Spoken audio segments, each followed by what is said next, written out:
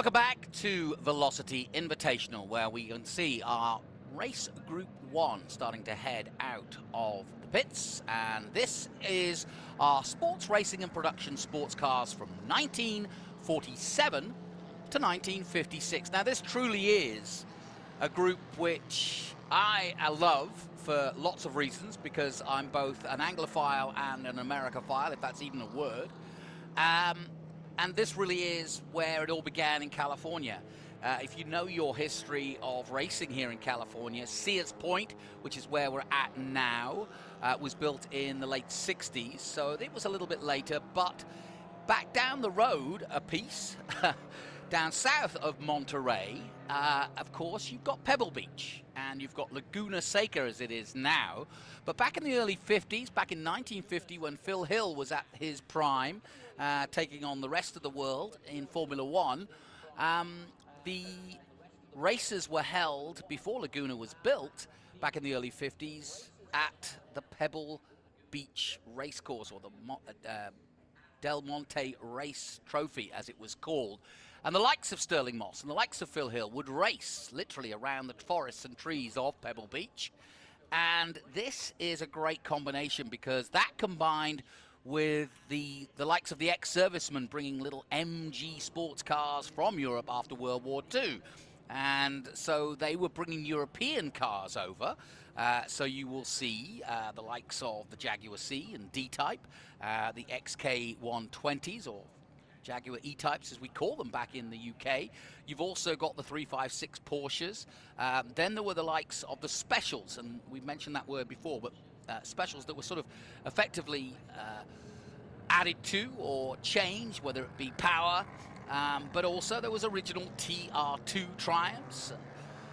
The odd Talbot, Fiat also played a role, and so you really got this combination from the early 50s and mid-50s that raced here in California. And there was quite a combination argument as to which was the better, the tiny displacement British and European cars, or the big engined American cars, or a combination of both, which you then saw things like the Parkinson Jaguar Special, or the Siata. We've also got a Sorrel Kurtis Special out there, a Delage D6, then you've got the Aston-Martin DB2 Mark IV. So we've got a real combination of cars. And let's just take the XK120, for example. It was a two-seat sports car meant to promote the new engine powering their sedan for the American market. So it appealed to the Americans because it had a big engine, but it also had that sort of nature and lines of a classic European car.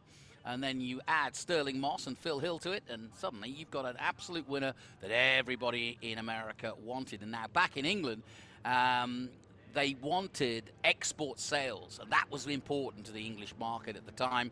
And they put a lot of emphasis on exporting the XK120s, not exclusively, but not far off, for the American market. And it was definitely performance backed up by looks. And then, like I said, the Americans kind of got their serious car guys on it and then did their own versions, their own specials. Baldwin, Parkinson, as I mentioned, Von Neumann, Cunningham, Kurtis specials, all of them kind of doing their own thing. These individual fabricators, designers, and engine specialists kind of putting their own touch of it onto the track, and that's why you get the Baldwin Mercury, or Old Yeller, or the Scarab. So this is a real combination of Europe meeting America right in the middle, and the best man would win. Here we go then.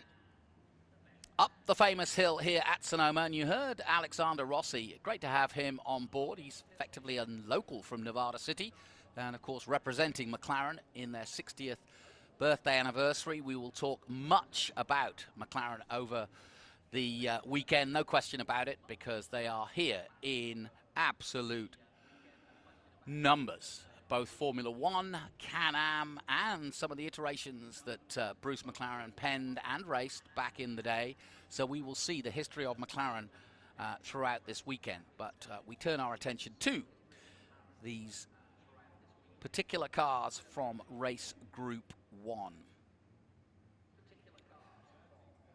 Yeah, I mentioned that Pebble Beach race. Well, it was a 17-mile drive through the forests, and it got to a point in 1955 where a few cars had hit the trees many times, and that's when Laguna Seca came to be, and it was built in the hills above Monterey, and Sears Point soon followed in the late 60s, and racing took off effectively, road racing in the USA. SCCA, USAC, basically club and professionals coming together to race these cars.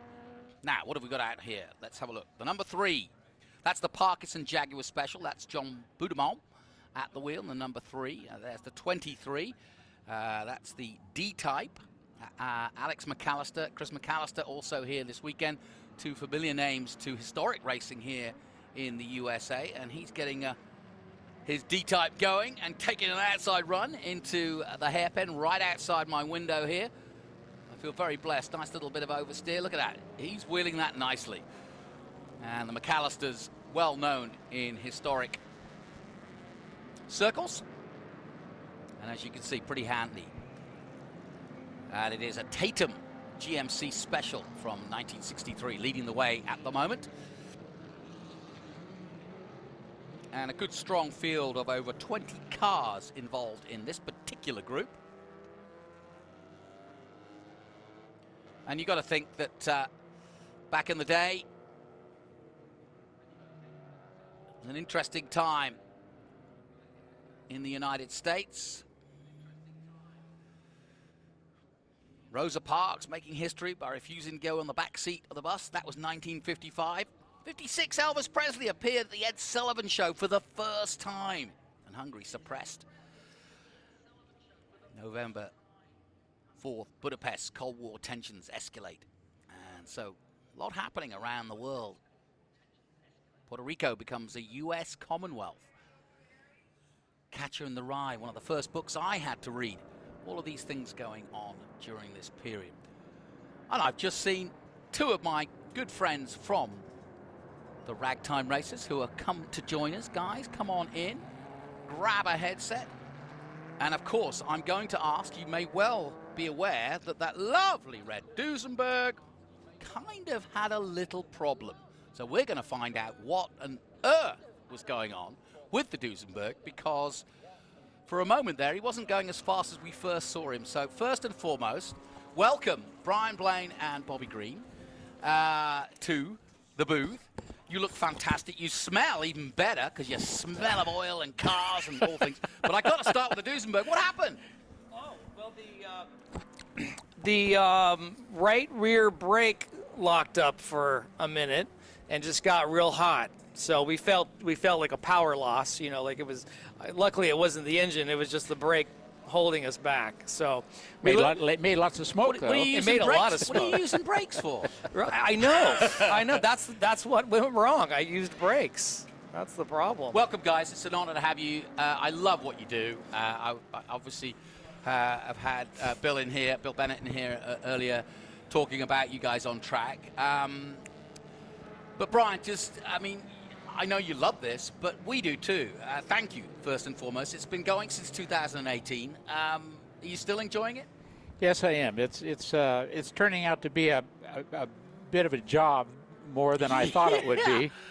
Herding cats around and trying to keep 20 cars going.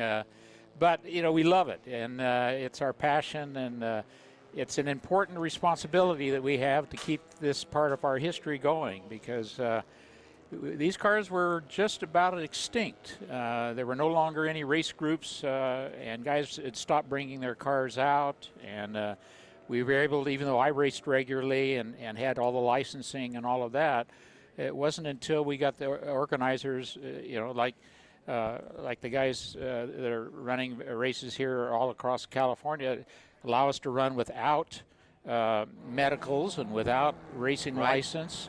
And we were able to get guys like Bobby and others to bring their cars out of the barn and enjoy it. I want to keep an eye on, obviously, what we're watching, which is Group 1. And also, you mentioned California there. This group is a real combination of what Europe brought and what California, in many ways, not just California, but California particularly, kind of made special, as it were, or did something in their barns with these cars and said, oh, I can do better, or I can do something that the tinkering of the British is just as much an American thing, isn't it? Oh, it really is. Absolutely. Is there anything out of this group particularly? I've mentioned the Parkinson Jaguar Special. We've got the Cooper Bobtail. You know, there are combinations. We've got Fiats and Jaguars that are originals, obviously. And by the way, everything is original here, even those that have, you know, got effectively a special after it, like the Barlow Sitka Special, for example. If there's anything that catches your eye, just scream. I mean, if I had my choice, right, I'd be sitting in that. You can have any of them. I'd be sitting in that D-type right now, and. I wouldn't be far behind. And Alex would be sitting on the sideline. No, there's some wonderful cars there. I raced a TR3 for years, and they're great fun. And the Talbots are fantastic cars. They handle great. They're just we're fortunate to have this kind of a grid. There's cars here that we just don't ever see. Yep. Yeah, it's true. You have to watch a lot of the British events to see a lot of these cars that are on track now, and it's really great to have it here in California. Yeah, and like I said, you know, I think I, like a lot of British fans, are not ignorant, but don't realize the love and passion you have for both European cars and how they had influenced and have influenced the future. I mean, when you look to how Ford came back to Le Mans, you know, you can look back to this era and go, okay, the British were doing some really innovative, lightweight things, Colin Chapman, Lola, Lotus, but then Fiat, Ferrari, and so on and so forth. So there was a lot to learn, but then you kind of innovated and brought your own, and the rest is history. Yeah, you know, we had that youthful, can-do attitude after the war. So, you know, you just had hot rodders that saw these C-types and D-types coming over and said, I can beat that with my flathead V8. Yeah. You know, and that's what's so great about American ingenuity. And then getting frustrated at Riverside when some MG would come up the inside and be able to corner quicker. Yeah. Well, I mean, a good example of that this weekend is the Mini Mustang. Yes, absolutely. My first race car was a Mini, and it just draws the ire of all the Mustang guys to think that a Mini could beat him on a racetrack. That's true. But for the record, we have to mention how 1920 Duesenberg beat everyone in France at the French Grand Prix. There you go. First American car to ever win F1. Actually is a very good point. Yeah, people forget that side of things too. Yeah. Back in the day, we have to keep reminding them. I know. Yeah, the French will tell you they won everything back then. Yeah. Of course. We're looking at the 21 right now. Nick Price, a famous name, of course. He's got that C-Type 1953. Wouldn't mind a go in that either. Yes, absolutely. Wonderful car. Love the wheels. See, I don't know how you'd get spokes. If a spoke came off one of those, how would you find another one? I guess call up Jaguar. Well, the spokes are probably one of the easier things to find. Right. Yeah. Yeah, there's quite a cottage industry, especially in England, for wheels. Yeah. Rudge and Whitworth and those. But, Rob Manson's out there on the track with those hot rods I was talking about, those California-built hot rod road cars. And they're quite competitive. A hot rod back then was not a hot rod that we would see. We think of big pipes coming up and going down a drag strip. That's not what a hot rod was back then. That's right. That's right. You know, at the time, kids just had Model A's and 32 Fords. But once these European road cars came over, they figured out pretty quick how they can adapt the same chassis, same engine, and just get it better suspension for road courses. Well, certainly this Group 1, as I mentioned, kind of fits into that era here in California where races at Pebble Beach and now here at Sears Point, as it was, came to be. And also how exporting these sorts of cars, Jaguars being one of the specific ones that was heavily exported out here. The Ds and the XKs were a big part of that. And, of course, Austin-Healy. We're seeing the odd Aston-Martin out there, the odd Allard K2 prototypes out there. John Mott at the wheel of that. They are a bit faster than us in the teens and 20s cars, aren't they? A little bit. Just a little bit. Yeah. Mm-hmm. Just a little bit. Yeah. Well, but they've got less exposure. I think we could be competitive, but our tires are too skinny. I think, and those leather helmets are slowing you down. Well, when you look back at the races of old, there were lots of street races, but they were basically a 5 mile straight and then a curve and then a 2 mile straight and then a curve. They were never really designed for road courses like this. That's true. That's a good point, yeah. And a lot of dirt, so you could kind of just slide the corners rather than grip them. Although we got some good sliding going on the track right now. Yeah, certainly have. That's the 14 of Robert Davis in the Siata 208S. And coming out of the last corner onto the main straight, past our commentary position. We are in a good spot here, folks.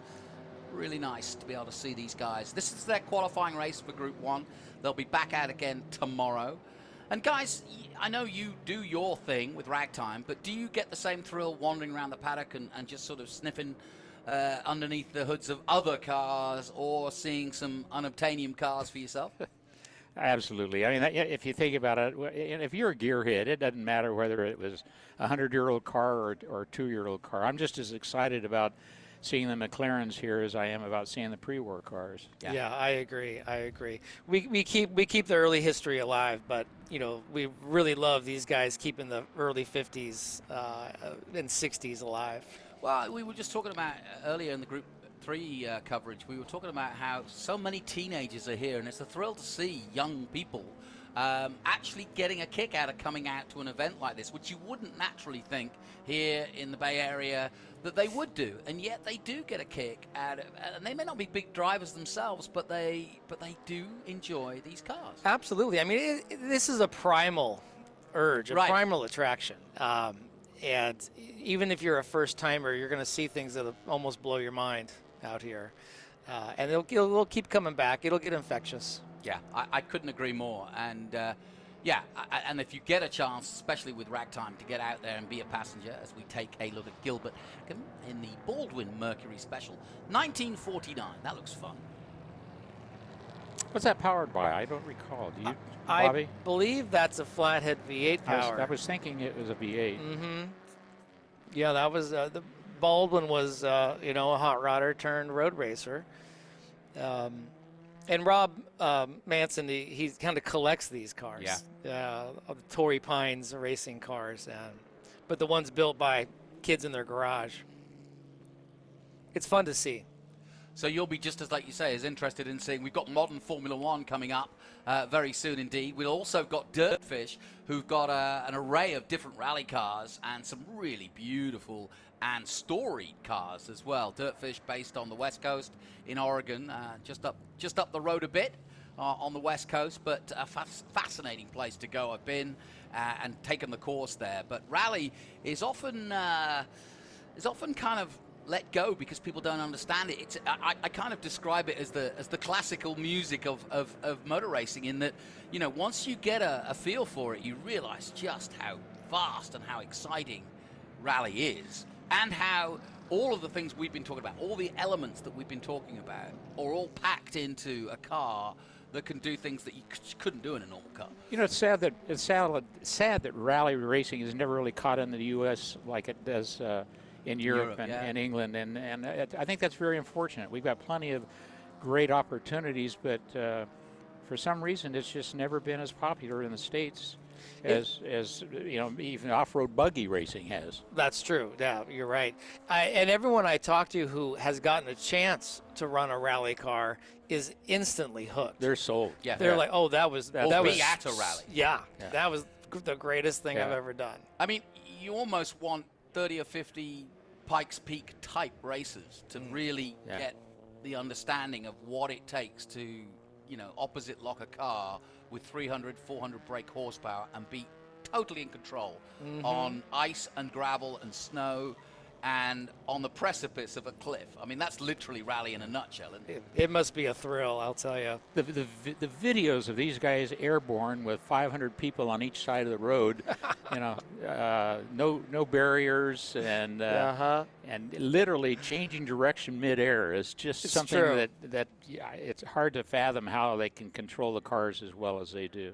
You're right. What a thrill. Well, we're listening to Brian Blaine and Bobby Green from the Ragtime Racers as we watch the final lap of Group 1 qualifying. Guys, I want to give you a blatant plug because you're out again, I think, tomorrow.